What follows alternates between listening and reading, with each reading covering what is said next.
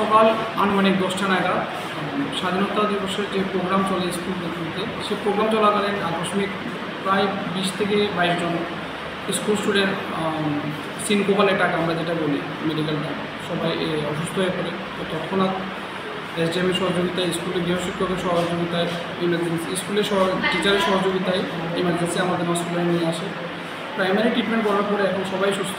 আশা করছি আর ঘন্টাখানেকের মধ্যে আমরা ওদেরকে ডিসচার্জ করতে পারবো। এখন সবাই সুস্থ আছে।